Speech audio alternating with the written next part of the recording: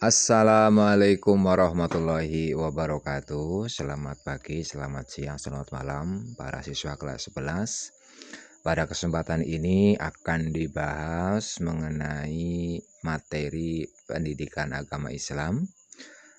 Dalam hal ini akan mengulas materi yang sudah para siswa rangkum, sudah para siswa cari sebelumnya, yaitu tentang iman kepada kitab-kitab Allah Subhanahu wa Ta'ala. Untuk itu, mari kita mulai saja dengan mengawali dengan kalimat Bismillahirrahmanirrahim. Yang pertama, pengertian iman kepada kitab-kitab Allah Subhanahu wa Ta'ala. Secara bahasa, iman artinya adalah yakin atau percaya atau meyakini di dalam hati.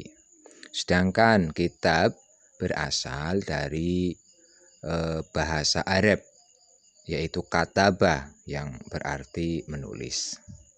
Nah, adapun secara istilah kitab-kitab Allah SWT yaitu sekumpulan wahyu atau kalam Allah yang diwahyukan melalui malaikat Jibril kepada Nabi dan Rasulnya yang terkumpul menjadi satu buku. Nah, pengertian iman kepada kitab-kitab Allah SWT yaitu meyakini dengan sepenuh hati bahwa Allah SWT telah menurunkan kitab-kitabnya kepada para nabi dan rasul yang berisi wahyu Allah berupa perintah dan larangan untuk disampaikan kepada umat manusia agar digunakan sebagai pedoman hidup di dunia. Adapun terhadap kitab-kitab yang telah diturunkan Allah kepada para nabi dan rasul, kita sebagai umat Islam harus mengimani kitab-kitab tersebut. Tetapi kita tidak wajib mengamalkan isi dari kitab-kitab terdahulu karena semua telah tergantikan atau telah disempurnakan oleh Al-Quranul Karim yang diwahyukan pada Nabi Muhammad Shallallahu Alaihi Wasallam. Dasarnya mana? Allah berfirman dalam Al-Quran surat An-Nisa ayat 136 sebagai berikut. A'udzubillahi minasyaitonirrajim. Bismillahirrahmanirrahim. Ya ayyuhalladzina aminu billahi wa rasulihi wal kitabilladzi nazzala ala rasulihi wal kitabilladzi anzala min qabl. Wa may yakfur billahi wa malaikatihi wa kutubihi wa rusulihi wal yaumil akhiri faqad dhalla dhalalan ba'ida. Shadaqallahul azim. Artinya, wahai orang-orang yang beriman, tetaplah beriman kepada Allah dan Rasul-Nya dan kepada kitab yang Allah turunkan kepada Rasul-Nya serta kitab yang Allah turunkan sebelumnya. Barang siapa yang kafir kepada Allah, malaikat-malaikatnya, kitab-kitabnya, rasul-rasulnya, dan hari kemudian, maka sesungguhnya orang itu telah sesat sejauh-jauhnya. Quran Surat An-Nisa ayat 136.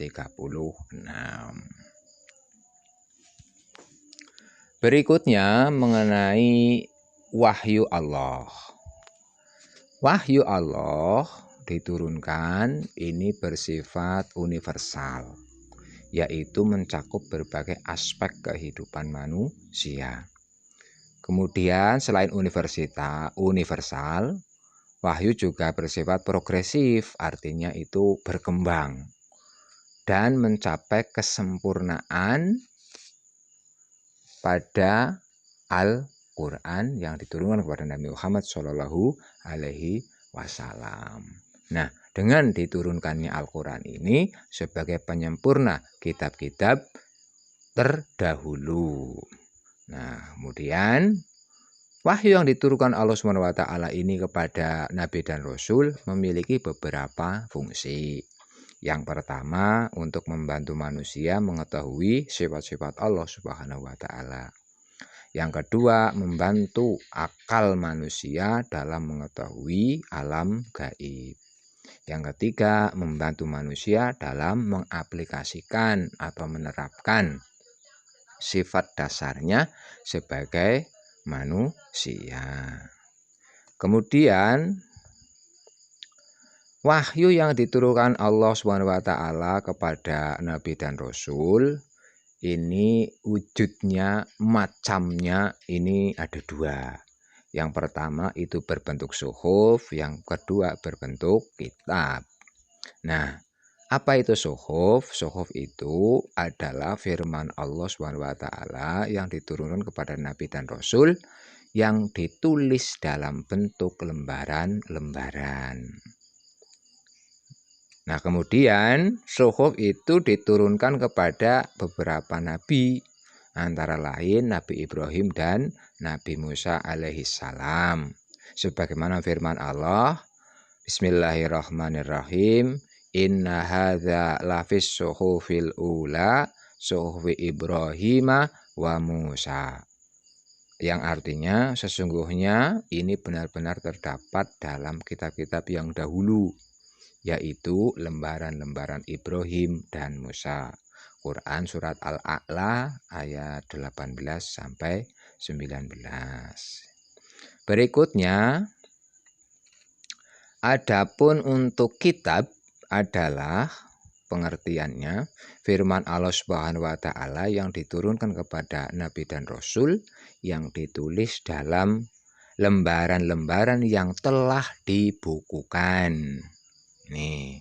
Nah, kitab yang diturunkan oleh Allah antara lain ada kitab Taurat, ini diturunkan kepada Nabi Musa. Kitab Zabur ini diturunkan kepada Nabi Daud alaihissalam.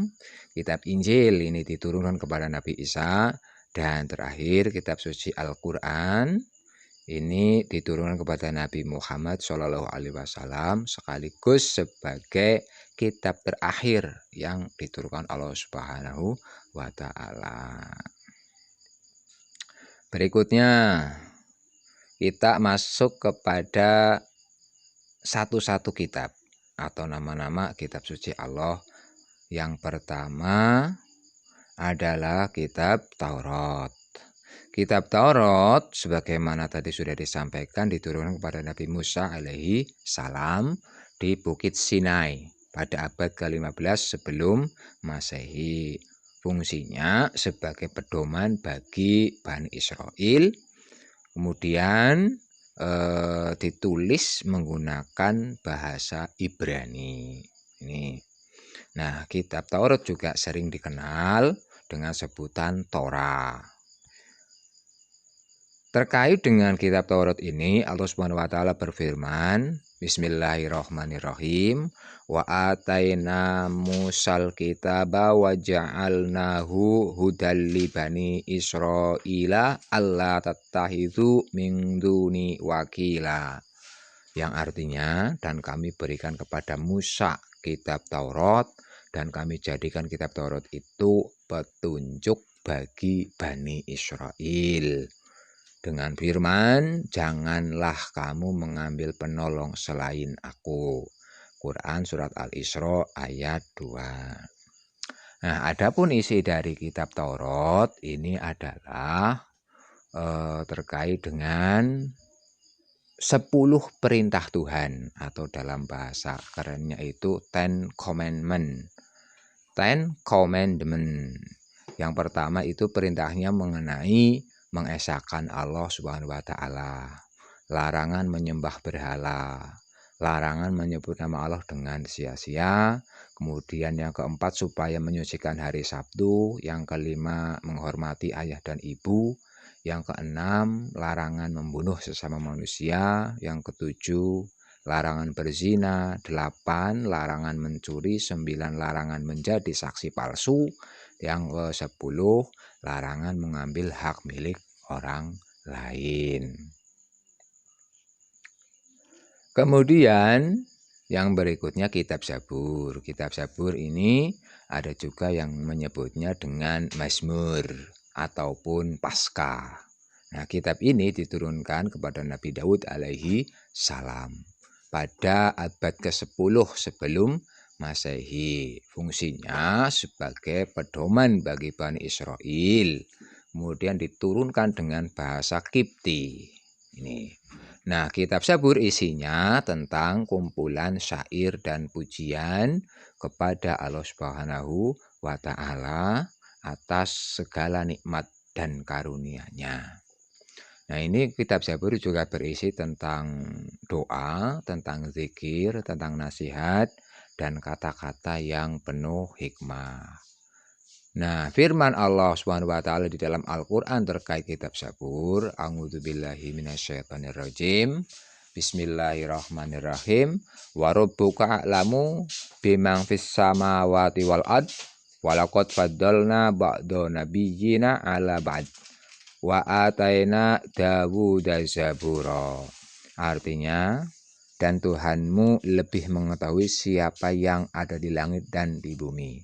Dan sesungguhnya telah kami lebihkan sebagian nabi-nabi itu atas sebagian yang lain.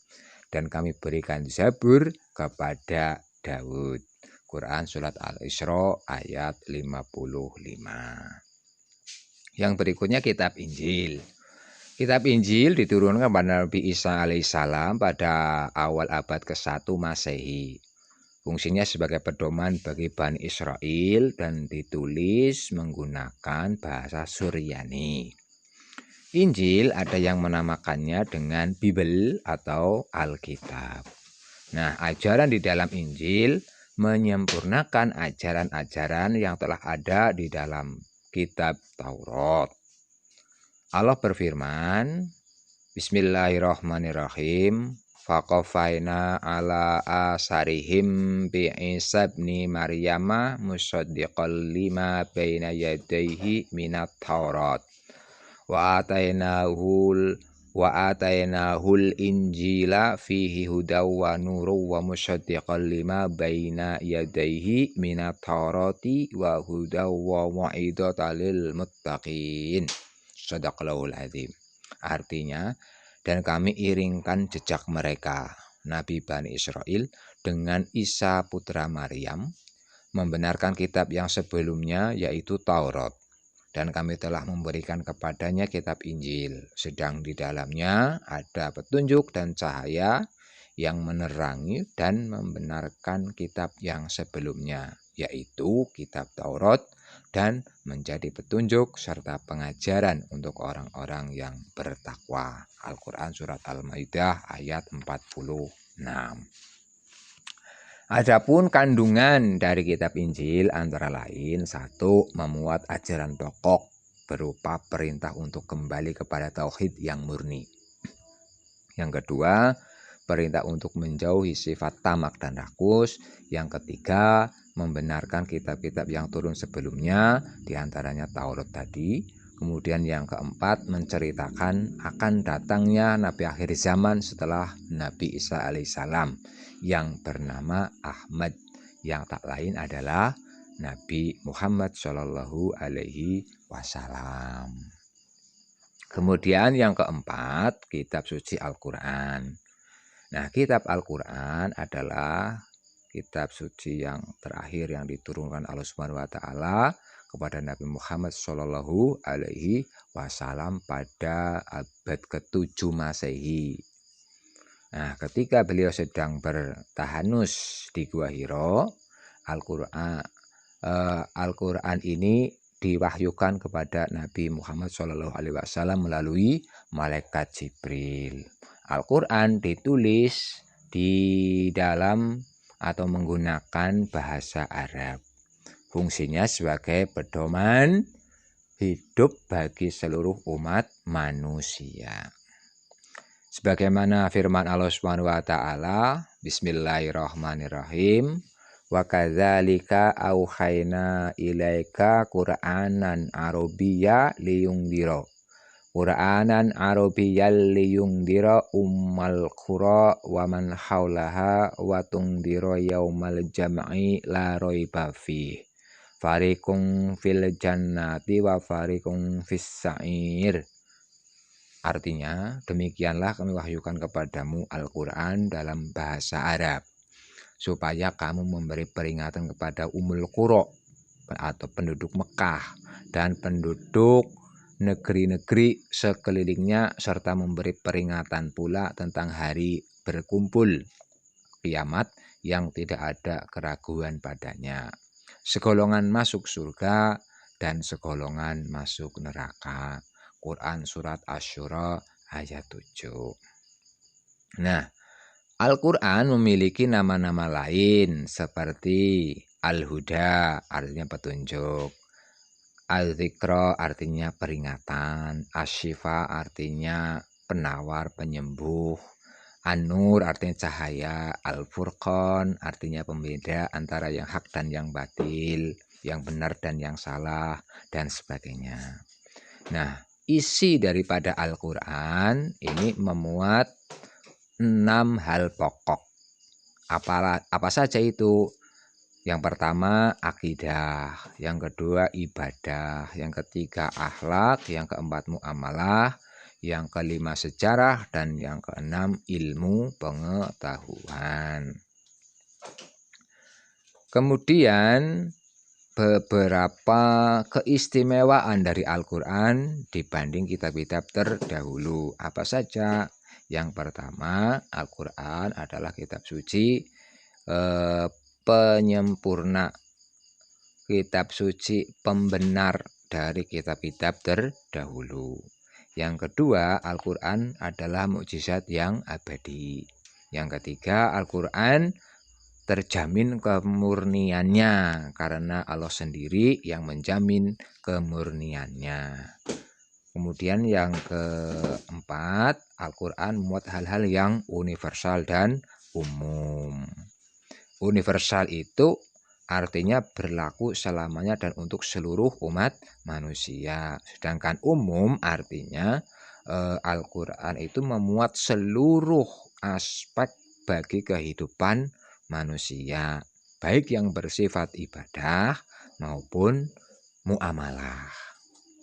Kemudian yang berikutnya yang kelima, Al-Quran ini jika dibaca atau dalam arti membaca Al-Quran dengan baik dan benar, dengan niat yang ikhlas, ini dinilai satu ibadah. Kemudian yang keenam, Al-Quran memuat ilmu pengetahuan dalam berbagai disiplin ilmu dan filsafat. Nah, ilmu pengetahuan apa? Contohnya ilmu pengetahuan tentang kedokteran, tentang astronomi atau tata surya. Nah, semuanya itu termuat di dalam Al-Quran. Dan ilmu-ilmu yang lain. Kemudian yang berikutnya,